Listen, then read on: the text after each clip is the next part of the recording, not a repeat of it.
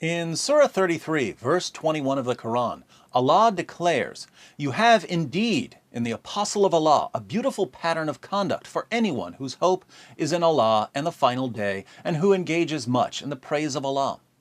So Muhammad is a beautiful pattern of conduct for Muslims. I certainly hope that our Muslim friends don't take this verse too seriously, because early Muslim sources agree that Muhammad tried repeatedly to commit suicide. He tried to kill himself so many times that we could fairly call him the prophet of suicide, or the suicidal messenger. Sounds like the name of a punk band.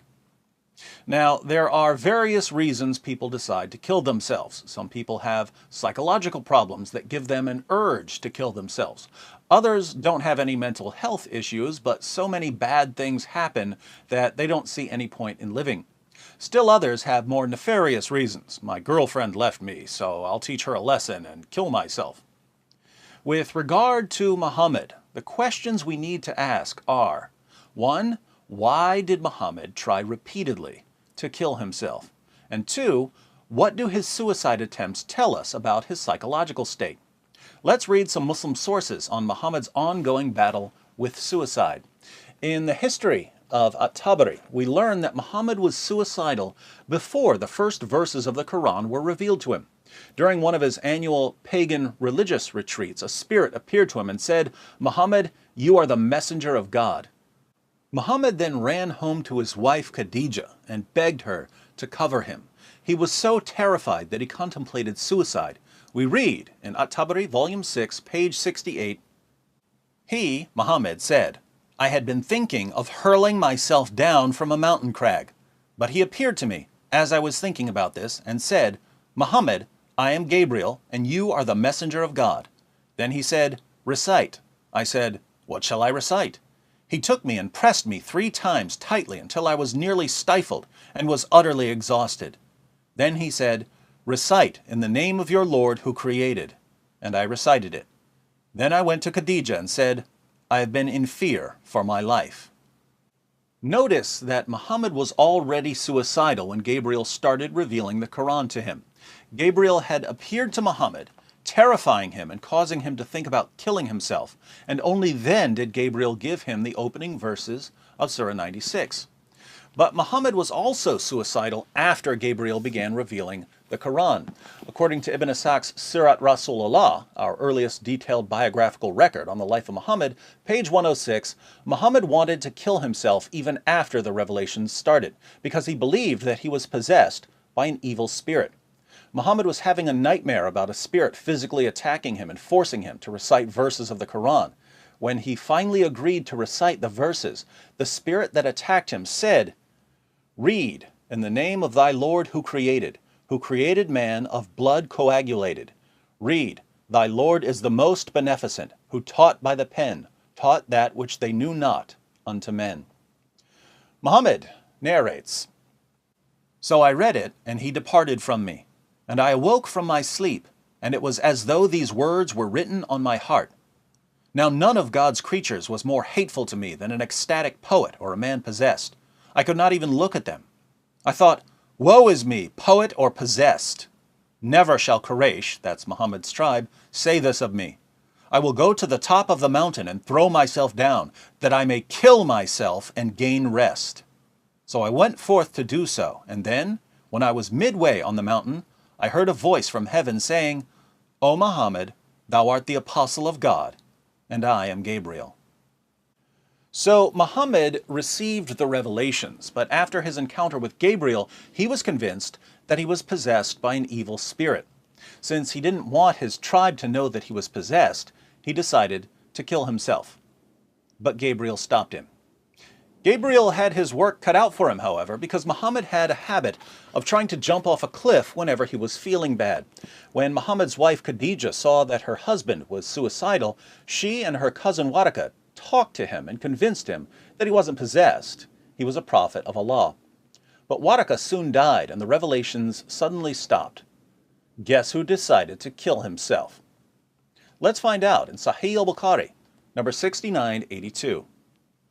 But after a few days, Waraka died, and the divine revelation was also paused for a while, and the prophet became so sad, as we have heard, that he intended several times, we're talking about multiple occasions, to throw himself from the tops of high mountains, multiple mountains, and every time he went up to the top of a mountain in order to throw himself down, notice that he actually set out to kill himself numerous times, Jibreel, that's Gabriel, would appear before him and say, "O Muhammad, you are indeed Allah's messenger in truth," whereupon his heart would become quiet and he would calm down and would return home. So Gabriel had to regularly calm Muhammad down to keep him from plunging to his death. And whenever the period of the coming of the revelation used to become long, he would do as before, he'd head for a cliff. But when he used to reach the top of a mountain, Jibreel would appear before him and say to him what he had said before. Notice that this happened over and over again. Whenever Gabriel didn't show up with a new revelation, Muhammad would climb a mountain in order to kill himself. What can we learn about Muhammad from these passages? Well, when Gabriel spoke to him for the first time, he became suicidal out of fear. So when Muhammad was scared, he wanted to kill himself. After Gabriel roughed him up in his dream and he woke up with verses of the Quran in his head, Muhammad tried to jump off a cliff because he thought that he was demon-possessed, and he didn't want his tribe to make fun of him. So Muhammad would rather die than hear people calling him names. Later, when Muhammad was convinced that he was a prophet and Gabriel would ignore him for a while, Muhammad would again try to kill himself because he thought that Gabriel had rejected him. So Gabriel would have to show up and talk Muhammad away from the edge of the cliff. Muhammad, it seems, was a very needy man with a very fragile psyche. Not surprisingly, the revelations he received had to constantly remind him and his critics that he wasn't insane.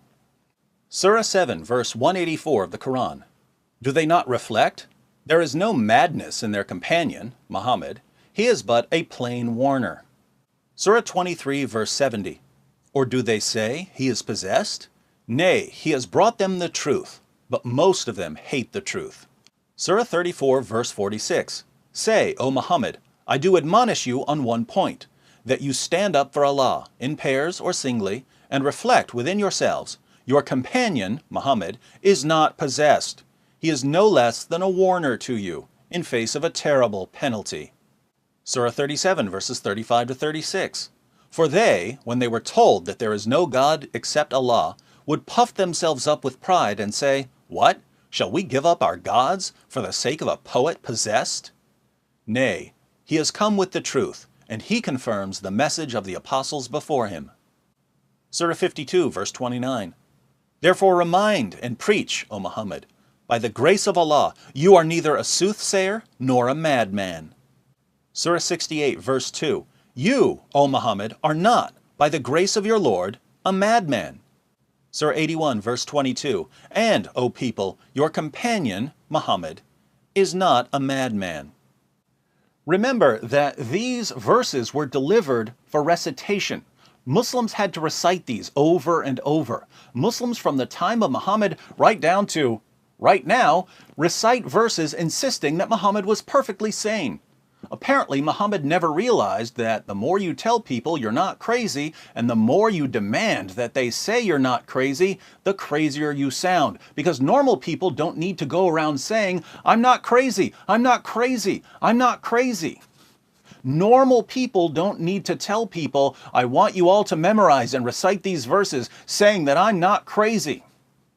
So, sorry Muslims, but your prophet sounds really, really crazy. Islam is a religion that flows out of the insecurities and emotional problems of a 7th century, mentally unstable, suicidal caravan trader. Think about the true role of Islam for Muhammad. Muhammad couldn't bear the thought of people making fun of him. Surprise, surprise, in Islam, the penalty for making fun of Muhammad was death. Even today, drawing a cartoon of Muhammad might get you killed. Muhammad was terrified of rejection. He would rather die than be rejected by his tribe. He would rather die than be ignored by Gabriel. Lo and behold, his tribe was eventually forced, with 10,000 swords at their throats, to accept him as a prophet. Leaving Islam was a death penalty. You couldn't reject Muhammad if you wanted to. And Muhammad became, in Islam, the most important human being in all of history, someone Gabriel could never ignore.